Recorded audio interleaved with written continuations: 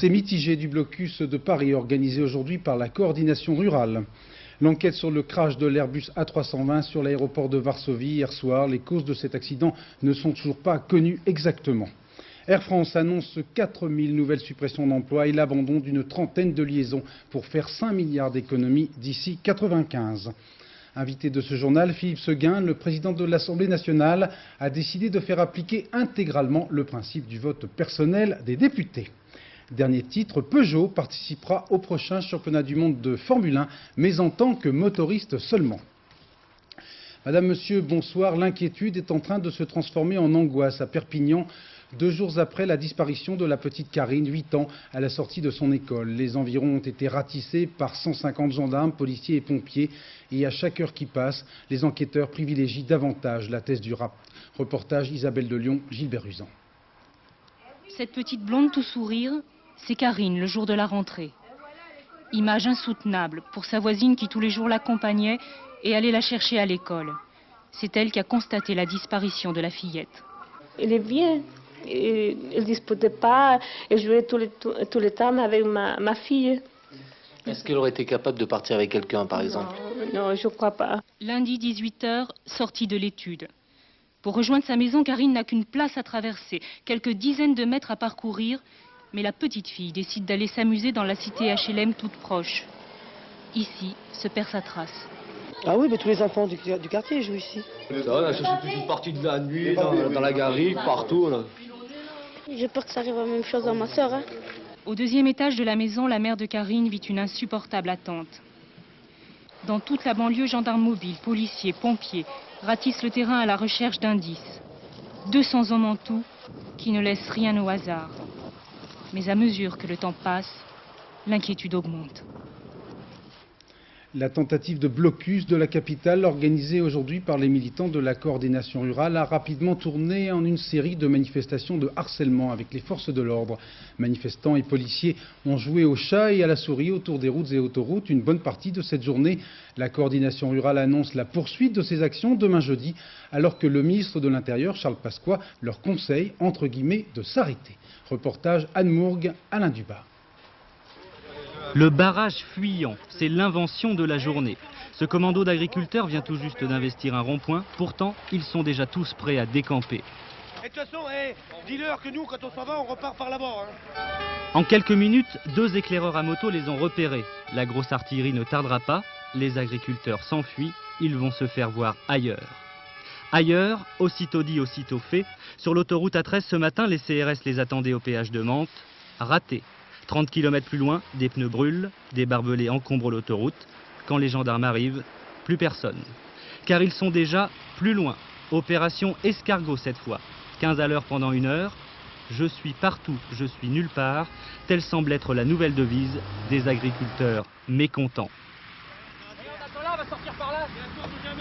Non mais elle est ouverte, c'est bon. Pour résumer, les uns comme les autres, on joue au jeu du chat et à la souris. Avec ce petit jeu, l'autoroute A13 n'avait jamais connu trafic aussi fluctuant. Tour à tour fluide, puis bouché, puis à nouveau fluide par la seule présence de ce camion bleu. Bref, les agriculteurs ont été pris au piège de leur propre jeu, partie de cache-cache réussie, à défaut d'un blocus de Paris. L'important pour les responsables de cette coordination rurale était bien sûr de faire passer le message dans l'opinion publique sur leur opposition à la politique agricole commune et au volet agricole du GATT. Ce matin, Édouard Balladur a réaffirmé à son homologue luxembourgeois la volonté de la France d'user de son droit de veto pour s'opposer, le cas échéant, à ce texte en l'état. Tous les agriculteurs n'étaient pas bien sûr sur les routes d'Île-de-France ce matin, loin de là, mais le malaise est général, surtout chez les céréaliers, comme en témoigne ce reportage de Léon Lamberton et de Claude Sicard, chez un jeune agriculteur en Seine-et-Marne. Dans 3 semaines, Christophe Deric va devoir semer son blé et il trépigne. Non seulement, afin de limiter la surproduction de céréales en Europe, la politique agricole commune l'oblige à geler une partie de ses terres, mais en plus, Bruxelles se fait attendre. À la veille des semailles, Christophe Deric ne sait toujours pas s'il devra geler 15% de ses terres comme l'an dernier, ou plus, ou moins. Bien sûr qu'il y a urgence. Je veux dire, quand vous êtes à la veille d'un semis, aujourd'hui, là, on était en train de préparer les semences. Il faut que je sache mes quantités que je vais semer, le nombre d'hectares. La lenteur de la machine administrative, c'est le grain qui fait déborder le sac. Car pour Christophe de Ric, le problème de la PAC, c'est surtout l'argent. Malgré les subventions qu'il reçoit de Bruxelles, ses revenus ont chuté. De 120 000 francs par an auparavant, il ne lui reste plus aujourd'hui que 70 000 francs pour vivre. Mais pour lui, il y a pire. Le préaccord de Blair House, conclu avec les Américains, obligerait l'Europe à diminuer ses exportations, donc sa production. Christophe de Ric devrait alors geler non plus 15% de ses terres, mais le double. Je veux dire, c'est plus possible, il ne me reste plus rien du tout, quoi. C'est la fin de l'exploitation. Manifester sa colère, ce n'est pas l'envie qui lui manque. Pourtant, aujourd'hui, il ne participe pas au blocus de Paris. Question de stratégie. Les responsables, ce ne sont pas les Parisiens qu'on va les bloquer. Je veux dire, les responsables, c'est les technocrates à Bruxelles et c'est pas le travailleur qui vient pour faire ses 8 heures qu'on doit embêter. En fait, il espère que la France parviendra lundi à convaincre ses partenaires de renégocier Blair House. Mais il prévient, si elle échoue, il n'hésitera pas à frapper fort, très fort. C'est le ministre de l'Agriculture, Jean Puech, qui sera demain l'invité de Gérard Leclerc dans les 4 vérités à 7h50 sur France 2. Le bilan du crash de Varsovie est finalement beaucoup moins lourd qu'annoncé juste après cette catastrophe. 2 morts, l'un des pilotes et un passager et une cinquantaine de blessés. Bilan plutôt miraculeux lorsque l'on voit l'état de l'Airbus A320 de la Lufthansa qui a raté son atterrissage hier après-midi. Sur place, Stéphane Magnier, Franck Brisset. La carlingue calcinée de l'Airbus de la Lufthansa a été examinée minutieusement toute la journée par les experts de la commission d'enquête.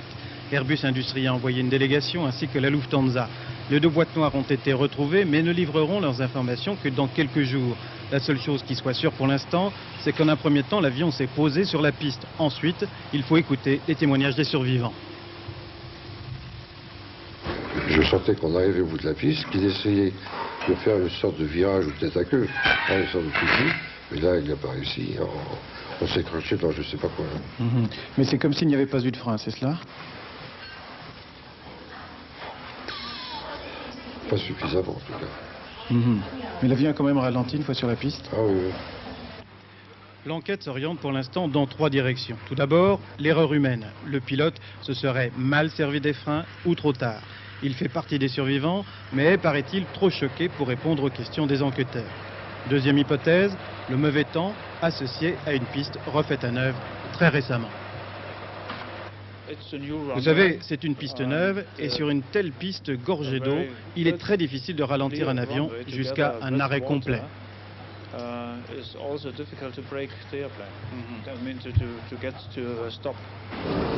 Enfin, troisième hypothèse, une défaillance du système de freinage de l'Airbus. Une hypothèse qui, pour l'instant, n'est pas privilégiée par les enquêteurs. Mais il faut dire que les intérêts en jeu sont si importants que tout le monde se montre extrêmement prudent. Et que pour en savoir un peu plus, il faudra sans doute attendre plusieurs jours les conclusions officielles de la commission d'enquête. Précisément, Airbus Industrie a envoyé immédiatement sur place 3 experts pour assister les enquêteurs. 410 Airbus A320 sont actuellement en service dans le monde et c'est le 4e accident pour un appareil de ce type. Alors, question, Patrick Esther, est-ce que l'A320 est un appareil maudit? Bien, effectivement, Bruno, depuis son lancement, il y a 5 ans, c'est le 4e accident concernant un Airbus 320. Mais de là à dire que c'est un avion maudit, certainement pas. D'abord, parce que techniquement, il n'y a aucun point commun entre les 4 accidents. Ensuite, parce qu'un avion de type comparable, comme le Boeing 737, a connu strictement le même pourcentage d'échecs sur la même période. 4 accidents pour 410 Airbus 320 en service et 19 accidents pour une flotte de 2000 Boeing 737, 1% dans les 2 cas. Non, la réalité, même si elle n'est pas particulièrement rassurante, c'est que tous les ans, plus d'une dizaine d'avions sortent de la piste à l'atterrissage. Un Boeing 747 d'Air France à Tahiti, il y a 2 jours, un autre 747 d'Air France à Saint-Domingue, un 767 au Honduras, un 737 à La Guardia, etc. La liste est longue. Mais dans la plupart des cas, heureusement, cela reste un incident. Tout est différent, bien sûr, quand l'appareil est détruit et qu'il y a mort d'homme. Alors, Patrick, dès hier soir, un responsable de la Lufthansa excluait que les très mauvaises conditions météo hier soir à Varsovie puissent expliquer à elles seules cette catastrophe. Eh bien, c'est vrai, la 320 s'est posée durant un orage violent. Mais lorsque l'on effectue les tests de certification en vol d'un avion, comme ici pour la 340, les techniciens inondent la piste pour mesurer les effets de l'aquaplaning. C'est-à-dire le fait qu'une fine pellicule d'eau empêche tout contact des roues avec le sol, ce qui rend impossible le freinage. D'après les calculs, et malgré la pluie, l'Airbus 320 aurait dû s'arrêter sur 1800 mètres de longueur. La piste numéro 11 de Varsovie mesure 2800 mètres. Ce que l'on sait, c'est qu'à l'instant de l'atterrissage, le vent qui était de face a tourné au vent arrière. Les contrôleurs aériens de la tour ont vu que l'Airbus se posait très long, c'est-à-dire très loin du début de la piste. Pourquoi n'a-t-il pas réussi à s'arrêter? Défaut de frein, problème d'ABS, piste anormalement glissante. Stéphane Magnier nous disait à l'instant, elle a été entièrement refaite il y a quelques semaines. Ce qui est sûr, c'est que cette fois-ci, les boîtes noires devraient nous donner la réponse. Merci Patrick Esters. Air France a décidé de se serrer la ceinture d'un cran supplémentaire pour sortir des turbulences qui ont plongé cette compagnie dans un océan de pertes. Air France a confirmé aujourd'hui officiellement la suppression de 4000 emplois d'ici la fin 1994 et l'abandon d'une trentaine de liaisons. Reportage Yannick Letranchant, Michel Giannoulatos. La compagnie Air France fait le ménage, ce n'est pas nouveau, ça continue, c'est le 3e plan social depuis 1991. Nous, les jeunes, on est inquiets parce que, on est peut-être les premiers touchés, hein, ceux qui n'ont pas beaucoup d'ancienneté. Ça a commencé il y a 6 mois par une réduction d'une prime. Et puis, on s'attendait à une continuité, quoi. Le transport aérien est ce qu'il est. Et notre compagnie est sans doute encore plus malade que toutes les autres. 4000 nouvelles suppressions d'emplois s'ajouteront donc aux 5000 déjà réalisées. L'heure est plus que jamais aux économies, au remède de cheval. La compagnie se débarrassera de certaines dessertes aériennes et vendra aussi des parts détenues dans des filiales comme les hôtels Méridien. Le transport aérien est toujours en pleine turbulence. La concurrence est sauvage, les avions ne sont pas tous remplis malgré les rabais. Le déficit décolle, 3,8 milliards au premier semestre pour Air France, riposte. Savez-vous qu'il faut mettre bout à bout les flottes d'Air France, de British Airways et de Lufthansa pour avoir une seule compagnie américaine? Voilà pour la taille. Savez-vous que les compagnies d'Asie ont des coûts salariaux inférieurs de 50%, parfois 60% à la moyenne des coûts salariaux européens? C'est ça, la concurrence à laquelle nous avons à faire face. C'est à cela qu'il faut se préparer. Nous négocierons pas ce plan, nous allons le combattre. Il n'est pas question pour nous d'accepter. L'année dernière, on a réussi à limiter les licenciements à la compagnie par des grèves très dures. Et si c'est le seul langage que comprend la compagnie et le gouvernement, on n'hésitera pas. L'enjeu est terrible pour Air France. Une journée de grève coûte 80 millions de francs. Invité de ce journal, Philippe Séguin, avec qui nous allons évoquer un changement radical de nos mœurs parlementaires, puisque vous avez annoncé aujourd'hui votre décision de faire appliquer intégralement le principe du vote personnel des députés. Avant d'entendre les commentaires de Philippe Séguin, président de l'Assemblée nationale, tout de suite des précisions en images avec Jean-Baptiste Prédali. Scène ordinaire à l'Assemblée nationale. Une poignée de députés vote pour tous les autres. Pratique grâce au vote électronique, mais contraire à la Constitution. Pour forcer les députés à ne plus faire l'Assemblée buissonnière, Philippe Séguin a sa solution, le règlement, rien que le règlement, et sur chaque texte, un vote personnel obligatoire. C'est une mesure qui luttera, certainement, permettra de lutter contre l'absentéisme. Notre présence au Parlement est indispensable pour remplir correctement la mission que nous avons donnée nos électeurs. Ceux pour lesquels c'est leur mandat principal, à mon avis, n'auront aucun problème. Ceux qui auront un problème, c'est ceux qui prennent ça un peu par-dessus la jambe, qui sont députés parce que ça fait bien dans une carrière d'élu local. Le vote personnel, c'est donc la bonne résolution de la rentrée parlementaire. D'ailleurs, les députés ne boudent pas l'hémicycle. Ils sont tous là le mercredi pour les questions au gouvernement et la télévision. Philippe Séguin, bonsoir. Alors, question simple, pourquoi cette décision et surtout pourquoi maintenant? Pourquoi va tarder tant à prendre cette décision? On a tardé un peu plus d'un siècle, oui. Parce que l'habitude dont il a été question a été prise dès 1875. Il faut savoir que nous sommes un des seuls parlements au monde où cette pratique existe. Nous sommes un des seuls parlements au monde à pouvoir fonctionner sans parlementaires.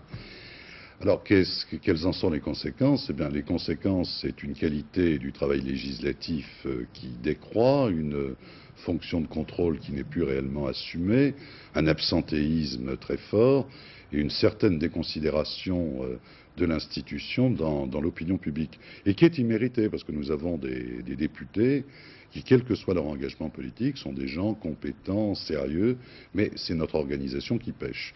D'où la décision qui a été prise et dont je crois pouvoir constater, à entendre les réactions que vous avez enregistrées, qu'elle est bien accueillie. Autre décision quasiment historique, bien que le terme soit un peu galvaudé en ce moment, l'Assemblée nationale va avoir aussi le privilège de pouvoir recevoir officiellement des chefs d'État étrangers. Ça oui, aussi, c'est une grande première. Justement, s'agissant d'un événement historique tout récent, on rappelait que le président de la République française avait prononcé, il y a quelque temps, un discours qui avait fait quelques bruits à la Knesset israélienne.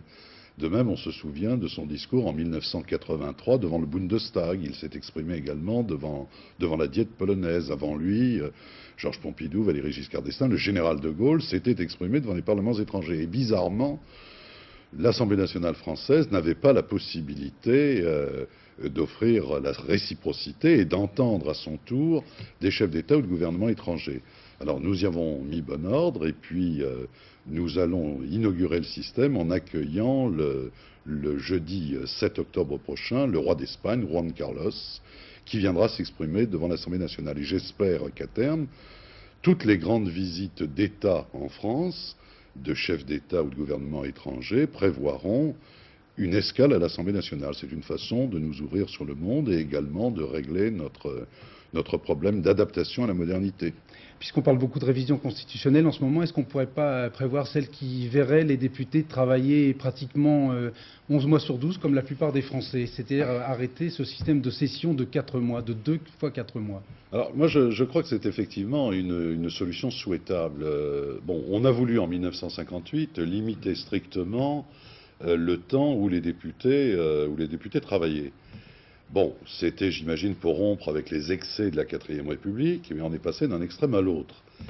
Le résultat, d'ailleurs, n'est pas du tout probant. Pourquoi? Parce que, bien qu'on ne siège que 2 fois 3 mois dans l'année, 2 sessions, en nombre d'heures passées dans l'hémicycle, nous siégeons beaucoup plus que les autres parlements du monde.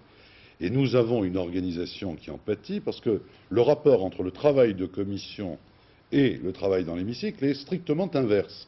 Généralement, dans les autres parlements, on passe 2 ou 3 heures en commission pour préparer le texte et 1 heure dans l'hémicycle. Nous, c'est l'inverse. 1 heure en commission, 2 ou 3 heures dans l'hémicycle. Ce qui n'est pas fait pour encourager l'assiduité. Alors, j'espère qu'on y arrivera. Bon, le Premier ministre avait fait connaître lors du dernier congrès que ça ne lui paraissait pas une priorité compte tenu de l'abondance du travail législatif. Il nous a encouragés plutôt à avancer de manière pragmatique. Alors j'essaye d'avancer de manière pragmatique. Il y a une nouvelle vague de sondages qui confirme la popularité singulière, comme dit Le Monde, nos confrères du Monde, d'Édouard Balladur, au détriment de Jacques Chirac. On a les chiffres là sur l'écran. En termes de confiance, les chiffres sont très parlants pour Édouard Balladur. Et ce qui est intéressant à noter, une très forte proportion également de confiance au sein même de l'électorat RPR. Alors petite question, comment vous analysez cette popularité alors que vous prenez une autre politique? Ben, attendez, c'est 2 questions tout à fait différentes. Pour ce qui concerne la popularité, moi je m'en réjouis. Nous serions dans un très mauvais état si la popularité du Premier ministre était à un niveau très inférieur. Et Jacques Chirac serait probablement le premier à en pâtir. Alors maintenant, s'agissant d'une autre politique, entendons-nous, moi je ne propose pas une politique alternative à celle de M. Balladur. Je la propose d'autant moins que M. Balladur met en œuvre un certain nombre de décisions que j'ai été le seul, ça m'a assez coûté, à proposer pendant la campagne électorale. Par exemple, j'ai été le seul, vous pourrez vérifier, on n'a entendu personne d'autre le dire, à réclamer l'augmentation de la CSG, parce que ça m'apparaissait indispensable. Et la non-productibilité? C'est un autre problème. Monsieur Balladur augmente la CSG, je dis bravo, on ne pouvait pas faire autrement. Maintenant, moi je pense à autre chose. Je pense que le rythme de la vie politique en France est rythmé par l'élection présidentielle. Tous les 7 ans, le peuple se rassemble pour prendre des résolutions sur les 7 ans qui viennent. Alors moi je pense à cette période-là. Alors nous aurons effectivement à rompre radicalement avec certaines habitudes dans le domaine de l'emploi, dans le domaine de la lutte contre le chômage et autres. Mais lorsque je parle de tout ça, ce n'est pas une critique que je formule contre la politique suivie actuellement par le gouvernement et qui est une politique par définition et par obligation de transition. Donc quand on dit ici ou là que vous êtes le véritable chef de l'opposition, on se trompe complètement. On exagère, à l'évidence. Enfin, il y a un petit peu de vrai. Non, non. Maintenant, ce qui est certain, c'est que peut-être que tout le monde dans la majorité ne pense pas comme moi au sujet de cette césure septennale. Certains parlent de continuité entre l'action d'aujourd'hui et l'action de demain. Moi, je crois que tous les 7 ans, d'une certaine manière, on efface tout et on recommence. Ok, merci. Jacques Chirac est toujours votre candidat. Bon, il est notre candidat naturel et je crois que je ne suis pas le seul à le dire. Merci Philippe Seguin. Je sentais quelques réticences à parler politique et de toute façon le temps qui nous était imparti est maintenant terminé. Nous allons maintenant parler du voyage de François Mitterrand en Corée. Le chef de l'État a rassuré les journalistes sur son état de santé en expliquant qu'il supportait de plus en plus mal les fortes chaleurs. Pour le reste, a-t-il dit, cela ne dépend pas de moi, interrogez le Seigneur Tout-Puissant et vous me rapporterez l'oracle. Ayant, semble-t-il, parfaitement récupéré, le chef de l'État a entamé un programme marathon pour cette deuxième journée de sa visite officielle à Séoul. Reportage Philippe Arroir, Yves Barbe. 10 heures, le président Mitterrand visite l'exposition internationale de Daejeon à 160 km de Séoul. Il fait très chaud. Les Coréens sont venus nombreux à ce Séville asiatique. 15 heures, discours à l'Assemblée nationale. François Mitterrand félicite les Coréens pour leur développement économique, remarquable et remarqué. Mesdames et messieurs, 17 heures, rencontre avec la communauté française de Séoul. 600 Français vivent en Corée. 18 heures, remise aux autorités coréennes de documents d'archives qui concernent leur histoire. Avant le dîner officiel, conférence de presse et questions inévitables sur le malaise d'hier. il m'est plus difficile que lorsque j'avais 25 ans. Et après des voyages, quelquefois un peu fatigants, dans un rythme assez rapide, il faut le dire, d'éviter tout incident de ce genre. Puis ça ne dépend pas de moi, hein. Interrogez, je vous en prie, le Seigneur Tout-Puissant, et vous me rapporterez l'oracle. Tout est dit, départ demain matin pour le Kazakhstan, prochaine étape du voyage. En matière de publicité, Benetton rime de plus en plus avec provocation. Nouvelle illustration avec la toute dernière campagne sur le thème du sida, montrant une série de photographies de corps humains tatoués avec les mots HIV positive, séropositif en anglais. Certains hommes politiques ont préconisé une méthode aussi radicale pour identifier les porteurs du virus. Benetton les a pris au mot avec ce message qualifié de métaphore autour de la discrimination. Demain, notre magazine Envoyé spécial consacrera un dossier complet à cette polémique. Extrait. Dans le plus grand secret, Oliviero Toscani prépare sa nouvelle campagne.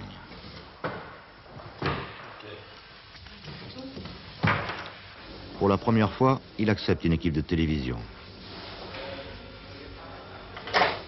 Il va réaliser 3 photos pour 3 affiches qui vont couvrir les murs de toutes les capitales. Sortie programmée le 15 septembre. Certains journaux ont refusé de publier ces photos. D'autres hésitent encore. Avec un mannequin et seulement 2 tampons, Toscani souhaite encore une fois frapper très fort.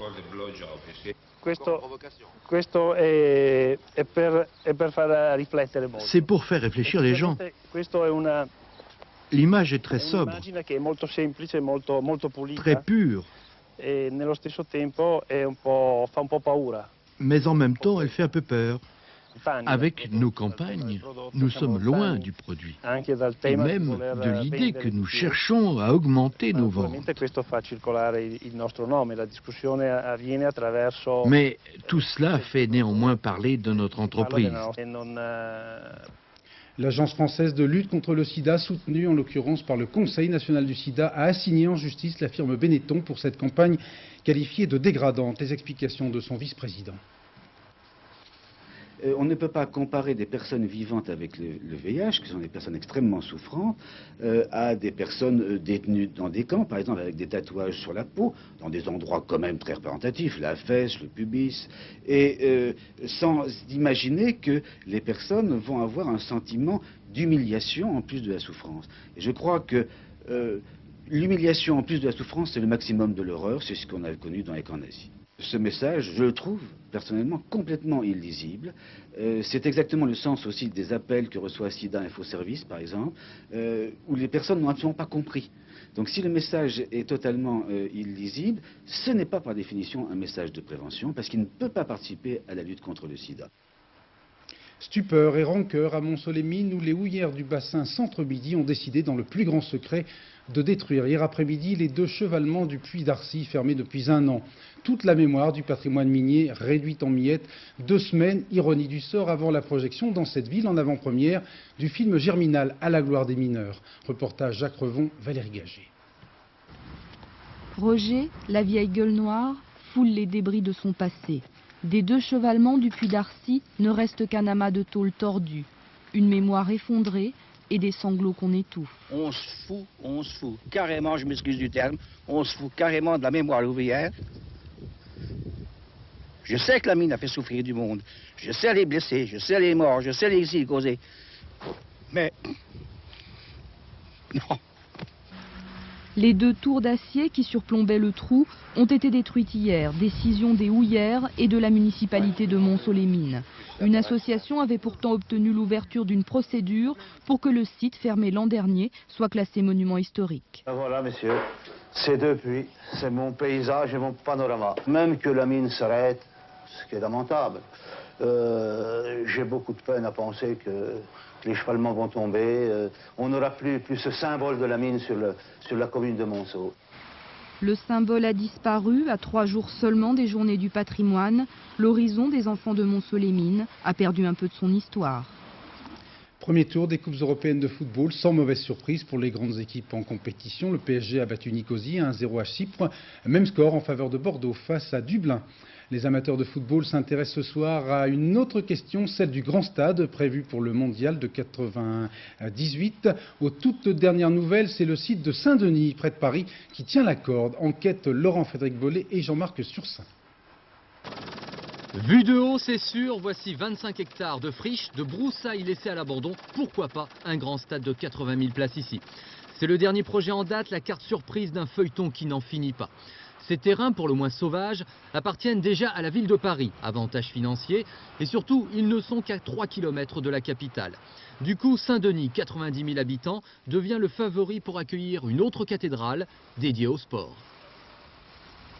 Vu qu'il y a toujours des bagarres sur Paris ou ailleurs, je pense que ça va nous amener que du fouillis ici.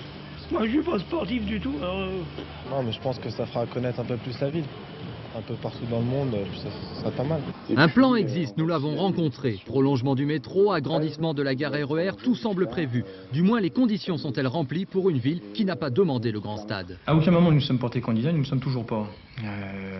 Nous avons étudié avec sérieux et avec responsabilité. Il s'avère que c'est possible, dans certaines conditions. C'est la réponse que nous avons faite et nous nous féliciterions si effectivement on pouvait réconcilier l'intérêt national et les intérêts locaux. Coût minimal des infrastructures, 1,5 milliard de francs, avec des délais maintenant forcément très courts. Une décision qu'on espère finale sera prise la semaine prochaine par Édouard Balladur. C'est donc maintenant le match Sénart-Saint-Denis qui joue les prolongations. Peugeot participera bien au championnat du monde de Formule 1 l'an prochain, mais en tant que motoriste. Le choix de l'écurie qui bénéficiera de la fourniture gratuite de ce moteur sera connu début octobre, sans doute l'écurie Larousse. Précision avec Yann Lavoie et Bernard Ronflet. Ce moteur V10 Peugeot équipera une Formule 1 dès la mi-janvier et sera donc le 13 mars 1994 sur la grille de départ du Grand Prix de Kyalami. C'est le petit frère du V10 qui équipait les Peugeot 905. Il est plus léger, plus performant, mieux adapté à la Formule 1. Car malgré ses victoires en championnat du monde des voitures de sport, Peugeot doit se rendre à l'évidence. Le haut niveau en sport auto, c'est la Formule 1 et à l'heure actuelle, le meilleur motoriste est français, c'est Renault. Mais Peugeot a déjà une demi-douzaine de demandes pour son V10, venues d'écuries aussi diverses que McLaren ou Larousse. La firme française se décidera à la mi-octobre. Si Peugeot a accepté aujourd'hui de relever le pari de la Formule 1, c'est d'abord parce que la FISA a stabilisé ses règlements. Peugeot est en effet assuré que les F1 seront équipés de moteurs 3,5 litres atmosphériques jusqu'en l'an 2000. Autre élément déterminant, l'abandon massif dès la saison prochaine de l'électronique à bord, ce qui aura pour conséquence une diminution des coûts. Avec un budget raisonnable, Peugeot peut donc se lancer dans la F1. C'est un projet, dit-on, à la direction mobilisateur pour le personnel, mais pas générateur d'emplois. L'activité même de Peugeot Talbot Sport n'est pas créateur d'emplois. En revanche, il est clair que nous allons faire du sport automobile de haut niveau pour démontrer nos compétences et pour convaincre nos clients d'acheter plus de voitures Peugeot. Et si en cas de succès de son moteur V10, Peugeot décidait alors de se lancer dans la construction d'une Formule 1? Réponse dans 1 an et demi. À ne pas manquer ce soir sur France 2 à 22h30, la première partie des chroniques de l'hôpital d'Armentières. Une série documentaire signée Daniel Carlin, l'auteur entre autres de L'amour en France ou encore de La justice en France. Dans cette série, Daniel Carlin est parti à la découverte de l'hôpital considéré comme lieu de vie. Auparavant, vous avez rendez-vous avec Pépita et Dominique Lavanant et à 23h30 avec Catherine Sellac pour le dernier journal. Le dicton du jour, à la Saint-Roland, gare au corps. Dans quelques instants, la météo et le loto. La météo signée Romeshko, la météo qui s'était quelque peu plantée en nous prédisant un mercredi sec. À demain 20h. Bonsoir.